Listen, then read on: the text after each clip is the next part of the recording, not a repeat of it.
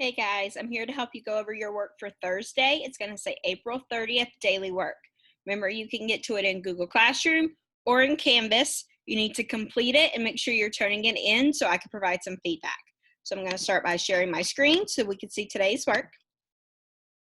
It's going to start off with reading. So for today for reading, we're reading a skeleton poem and then a body nonsense poem. And what it's asking for us to do is give the main idea for a skeleton poem, main idea for the body part nonsense poem, come up with something that they have in common, and then create a statement. This should be a complete sentence using race. Okay, so we're going to start with the skeleton poem. It's a blue link. You can click it.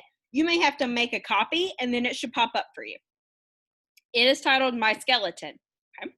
My skeleton, you who once ate, with our own growing longer, are now each year imperceptibly smaller, lighter, absorbed by your own concentration.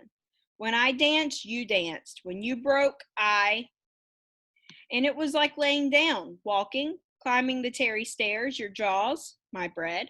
Someday, you, what is left of you, will be finished by this marriage. Regularly wrist bones arthritis, cracked harp of rib cage, blunt of heel, opened bowl of skull, twin platters of pelvis, each of you will leave me behind, at last serene. What did I know of your days, your nights? I, who held you all my life, inside my hands and thought that they were empty. You held me all my life inside your hands, as a new mother holds their own unblanketed child, not thinking at all. So this poem I'm taking away is about how your skeleton and your body are interconnected. So it says, my skeleton once who ate when you were growing larger. So as you get older and you start getting growing pains, your body may ache. And now it says each year getting smaller. The older you get, sometimes our bones start to decrease in size and get smaller. So it talks about their life that they've had or their journey they've had with their own skeleton or their body. So in this text one skeleton poem box, I'm going to type in some of those takeaways, that the body and the mind are connected. As the body grows, it may ache.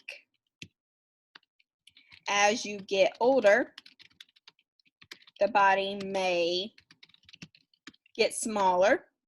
Okay, so your body is always with you through your journeys.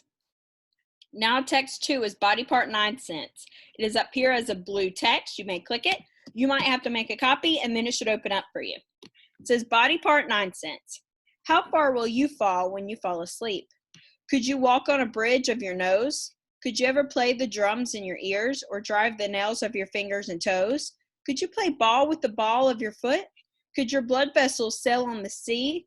Do you ever feed the calf of your leg? Or wear or try wearing the cap of your knee? Could you walk under the arch of your foot? Could you make the hair flat if it was thin? If a king wanted the crown of your head, do you think you would give it to him? Could your eye teeth take a place of your eyes? Could your shoulder blade cut like a knife? Could you shingle the roof of your mouth if you tried for the rest of your life? So what I'm taking away from this is it's connecting parts of your body into similes and metaphors and comparing them to other things in your life. So when it says when you fall, like if you fall down, is that like falling asleep? Okay. Could you walk on the bridge of your nose? Your bridge is this thin part of your nose. And then even down here it says, could you shingle like the stuff on the top of your roof? Could you shingle the roof and the inside of your mouth? So it's comparing everyday things to how they protect your body in comparison. So if I go back to my daily work, I could put some of those text boxes here. So it's comparing everyday life things to your body. When it's comparing it, it's trying to show you how your body supports you.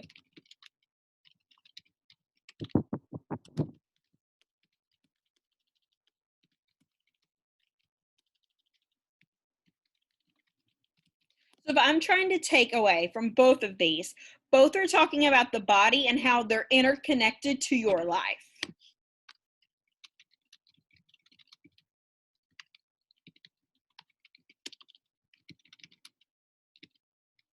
Okay.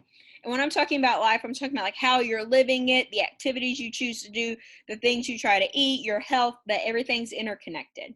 So when I come to my statement box, this should be a complete sentence, okay? So if you're thinking about race, you need to restate the question. The skeleton poem and the part nonsense poem both have in common, and then answer the question.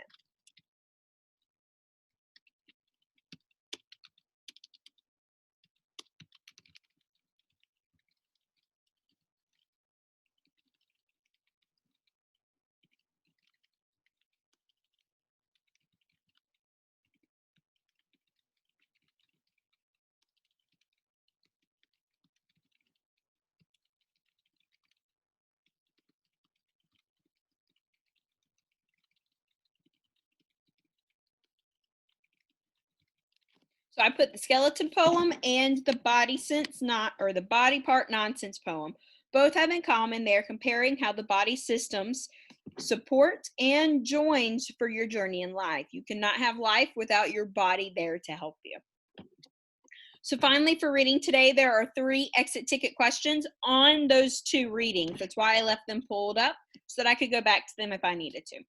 So it says, based on the poem, My Skeleton, what can you infer about the post who realized her hands were never empty all along? And that's in stanza 7. So I'm going to go back to this My Skeleton poem, and I'm going to read stanza 7 again. 1, 2, 3, 4, 5, 6, 7. What did I know of your days, your nights, I who held you all my life inside my hands and thought they were empty? So my takeaway before I even start looking to my answer choices, if I hold up my hands right now, like my hands are empty. But if they've been holding you your whole life, they're talking about your skeleton. Now your skeleton provides support and structure. They're holding you up. So even though my hands look empty, they're not empty if the skeleton is the author of the poem. The skeleton is holding you up. So I'm trying to infer what that meant. A, the poem has been carrying her skeleton the entire time, although she can't see it. Maybe. The poet collects bones. No. C, the poet enjoys studying the skeletal system. No. The poet grows older and her skeleton shrinks. No. So I'm going to go with A. Although she can't see it, she's been carrying her skeleton with her whole life. 2. Based on stanza 2 of My Skeleton, what's the meaning of absorbed? So again, I'm going to go back to My Skeleton. I'm going to stanza 2. Are now each year imperceptibly smaller, lighter, absorbed by our own concentration. So when I think of absorbed, the first thing that pops in my mind is like a kitchen sponge, how you put it under the water and it absorbs the water in, it soaks it all in. So when it says, what's the meaning of absorbed? To get wet, to have one's attention, to get distracted, or to get confused. Absorbed by your own concentration. I think it's going to be to get one's attention because it says concentration. And if I'm asking you to concentrate, I'm asking for you to pay attention. 3. Read the lines below. When I danced, you danced. When you broke, what is the meaning of the lines above? So when I dance, that's your skeleton. If my skeleton danced, you danced. When your skeleton broke, you broke, or bones broke and you felt pain. The skeleton copies the person's moves, maybe. The skeleton is the reason the person's body moves the way it does. That's a better reason. So right now I'm going with B. C, the person enjoys dancing with others. No. D, the person accidentally broke the skeleton's bones. No. I'm going with B because the skeleton is moving because the person's moving. So the person moves the way it does because of the skeleton. If you remember back to in science, we learned that the skeletal system is the one that gives us shape and structure. So B is my best answer there. And then that's your reading for today. Today we're doing social studies instead of science. We've kind of been flipping back and forth. So for social studies today, we're still focusing on the Civil War. It wants us to watch a short PBS video and write some of the things we've learned about the video in the chart. Then we're going to do the same thing. We're going to read a history article and we're going to type some of the things we've learned in the chart. So I'm going to start with the PBS video PBS Civil War video. I have it already pulled up if you'd like to watch it with me. I'm going to expand my screen. It's 2 minutes long. The Civil War began at 4:30 a.m. on the 12th of April, 1861. General Pierre-Gustave Toutant Beauregard ordered his Confederate gunners to open fire on Fort Sumter, At that hour, only a dark shape out in Charleston Harbor. Confederate Commander Beauregard was a gunner, so skilled as an artillery student at West Point that his instructor kept him on as an assistant for another year. That instructor was Major Robert Anderson, Union commander inside Fort Sumter.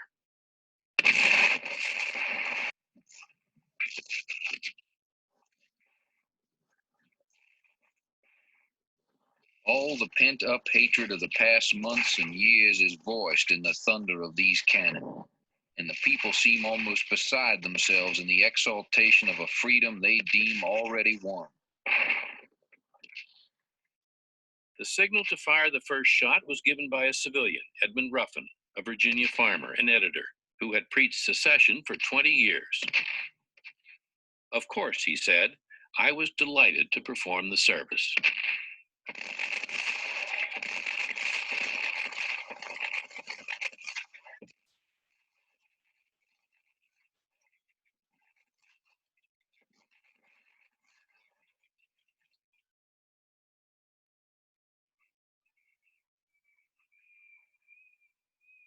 "34 hours later, a white flag over the fort ended the bombardment. The only casualty had been a Confederate horse. It was a bloodless opening to the bloodiest war in American history.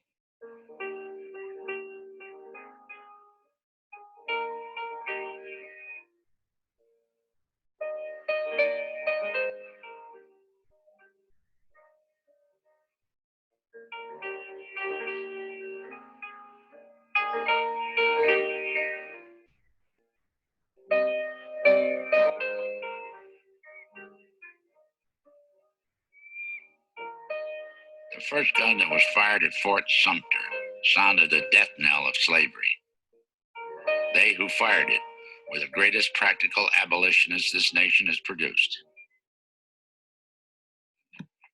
April 13th. So civil war is inaugurated at last. God defend the right. Okay. So now going back to my daily work, some key takeaways that we've learned from the video. I learned that the war started at 4:30 a.m. That they were shooting cannons at buildings. So the very first day, there wasn't any gun shed. It was just cannons being tossed back and forth.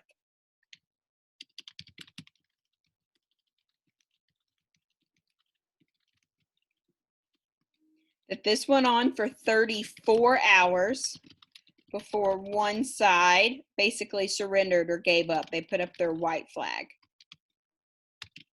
And that no one was killed that day. The only person who died was one horse. Okay. Now we're going to do the same thing for the history.com takeaways. This is going to be a day in history. So this day in history on April 12th, and it's going to be about the Civil War. Here's a look at this day in history. April 12th. In 1945, America's longest-serving president, Franklin D. Roosevelt, died of a cerebral hemorrhage. His vice president, Harry Truman, was sworn in to succeed him. This day in 1961 saw the first man soar into space. Soviet cosmonaut Yuri Gagarin made one orbit around the Earth before liftoff. Today in 1992, the Disney empire expanded, the opening of the Euro Disney Park in France. And on this day in 1861, cannon fire signaled the start of the American Civil War. As southern states seceded, it requested that the North hand over all forts in the South. When President Lincoln refused, the Confederates bombarded Fort Sumter. And that's this.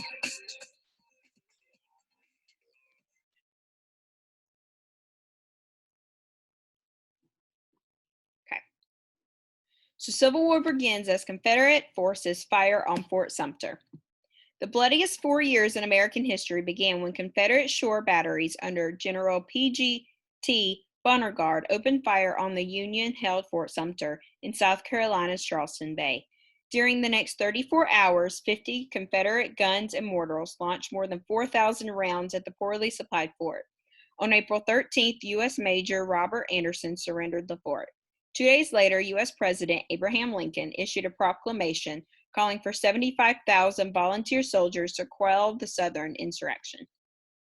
As early as 1858, the ongoing conflict between North and South over the issue of slavery had led the Southern leadership to discuss a unified separation from the United States. By 1860, the majority of the slave states were publicly threatening secession if the Republicans and the anti-slavery parties won the presidency. Following the Republican Abraham Lincoln's victory over the divided Democrat Party in November 1860, South Carolina immediately initiated the secession proceedings. On December 20th, the South Carolina legislature passed the Ordinance of Secession, which declared that the Union had subsistently between South Carolina and other states under the name of the United States of America is hereby dissolved. After the declaration, South Carolina set about seizing forts, arsenals, and other strategic locations within the state. Within 6 weeks, 5 more southern states, Mississippi, Florida, Alabama, and Georgia, and Louisiana had followed South Carolina's lead.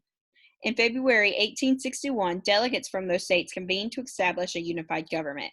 Jefferson Davis of Mississippi is subsequently elected the first president of the Confederate States of America. When Abraham Lincoln was inaugurated in March 4, 1861, a total of 7 states, Texas had joined the pact, had seceded from the Union, and federal troops held only Fort Sumter in South Carolina, Fort Pickens off the Florida coast, and a handful of minor outposts in the south. 4 years after the Confederate attack on Fort Sumter, the Confederacy was defeated at the total cost of 620,000 Union and Confederate soldiers had died. So if I go back to this page, some takeaways, I learned that the war took 4 years. That the president was Abraham Lincoln, and that 620,000 people died during this war. And then that's your social studies for today. Moving to math. Math is just reviewed content for this week. So there are 2 memory joggers. So it's going to be about 8 questions. Okay. I'm going to do the first memory jogger with you. Then you're going to do the second memory jogger on your own. All right.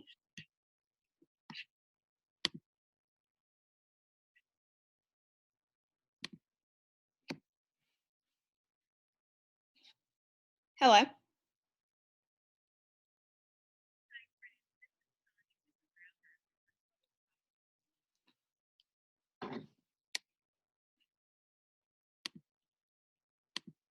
All right, so now we're moving to math. Again, I'm doing memory jogger 1 with you. You're still responsible for doing memory jogger 2, but I want you to try it on your own. It's 4 questions. You can do those 4 questions on your own before you submit your work to me. So I'm going to scroll down. I have memory jogger 1 here. It says 5th grade memory jogger week 6. Problem A. Rosalita brought 5 bags of candy with 4 1/8 pounds of candy in each bag. She needs 25 pounds of candy for a school event. How many more pounds does she need? Now, a lot of us are struggling to get full credit on this because you're just copying the answers. That's not the expectation in the classroom, and it's not the expectation now. I still expect you to put a question mark and tell me, what's the question asking? I still expect you to pull out the key information. Then you can give me the answer or solve the problem. So this question wants to know how many more bags I need to buy. More bags means essentially I'm going to be subtracting to figure out what is still needed. She bought 5 bags, and 1 bag is equal to 4 1/8 pounds. Can't spell today. And I want to know how much more candy she needs to get for a total of 25 pounds. So the first thing I want to do is I want to take the 5 bags she bought and I want to multiply it by 4 1/8 to see what she already has. So I'm essentially going to do 5 times 4 1/8. Now I'm going to break this down to 5 times 4, and then I'm going to break it down to 5 times 1/8 because it's a little bit easier to visualize. 5 times 4 is 20. 5 times 1/8 is 5/8. So now if I add the 2 together, right now they have a total of 20 5/8 pounds of candy already bought. She needs 25. So now that's where my subtraction comes in. She needs 25, but already has 20 5/8. So now I'm doing 25 minus 20 5/8. Well, that doesn't look equal to me. In classroom, we learned that it needed to be a mixed number minus a mixed number. So if I change this, I'm going to regroup it to 24 and 8/8 minus 20 and 5/8. So now I have two mixed numbers, okay? So if I start with my whole numbers, 24 minus 20 leaves me with 4 left. 8/8 minus 5/8 will leave me with 3/8. So they still need to buy 4 3/8 of a pound of candy. Okay. Problem B. 4 friends decide to share $5.76 equally. How much should each friend receive? So again, question mark. What's the question asking? How much should each friend get? So each friend, and each means one person. Okay.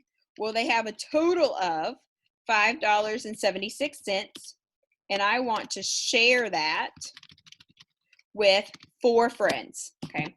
If I'm sharing something, that means we are going to be dividing. So now I'm going to think about what is it that we have divided by shared. Okay. I have $5.76, and I want to share it with 4 people. So I'm going to start with my whole number. If I have $5 and 4 people, each person's going to get at least $1. So if I do $1 per person, that's going to be 4 total. So now that leaves me with $1.76 or 176 cents. So now I want to do 176 divided by 4 to see what they get in addition to the $1. You might need easy facts for that. So 1 times 4 is 4. 2 times 4 is 8. 5 times 4 is 20. 10 times 4 is 40. I'm going to keep going to 176. 20 times 4 is 80. 50 times 4 is 200. 200 is too big, so I'm going to start with 80. So I'm going to do 176 minus 80, and that is each boy getting an additional 20 cents. So I put it in as a decimal. 176 minus 80 leaves me with 96 left. So now I can subtract 80 again. So I have 96 minus 80, which again is 20 cents per boy. That's going to leave me with 16. Now 16 is not an easy fact, but I know 4 times 4 is 16. So I'm going to do 16 minus 16, and that's each boy getting 4 more cents, which will leave me with nothing. So now we're going to add all those things together. I have $1 plus 20 cents plus 20 cents plus 4 cents equals. So it's $1, $1.20, $1.40, $1.44 is what each boy would get from that. Okay. Problem C. Panthers Elementary students have a goal to collect 10,000 books. Each of the 12 classes has already brought in 385 books. How many more books do the students at Panthers Elementary need to collect? Okay, so we're going to start with what is the question asking? The question's asking for how many more books. How many more is going to be subtraction. They want to collect, oh no, hold on. Google's messing up on me. They want to collect a total of 10,000. So 10,000 is going to be the first number I put the moment my page reloads from the Google mess up. So they're wanting to collect 10,000 books total. They have 12 classes that are participating, and each class already has, what was the number? 385 books, where each class means one classroom. So one class has 385, the other classes have 385 as well. So the first thing we need to do is figure out how many books have they already collected total. So when I think total, I'm going to think add or multiply. I have 12 classes, and each class has brought in 385. So I'm going to choose to multiply 12 times 385, okay? Now I'm going to break this down to make it a little bit easier on myself. I'm going to do 12 times 300. Then I'm going to do 12 times 80. Then I'm going to do 12 times 5 so that I can kind of see my breakdown, and then I will go back and add it all together, okay? This way I'm not assuming that you're using a calculator, and it'll be easy to go. So I'm going to start with 2. 2 times 0 is 0. 2 times 0 is 0. 2 times 300 would be 600. 10 times 300 is 3,000. So that's 3,600. 12 times 80. Well, I'm going to do 12 times 8 and then add a 0. So I have 12, 24, 36, 48, 60, 72, 84, 96. 96, add a 0 on the end, 960. 12 times 5 is 60. Now I can add all these things together. So here it's going to be 3,600 plus 960 plus 60 equals. So 60 plus this 60 is going to be 120. So then that makes that 1,000. So move one over. It's going to be 4,020. That doesn't look like 20 though. 4,020 is what they've already collected. They want to collect a total of 10,000.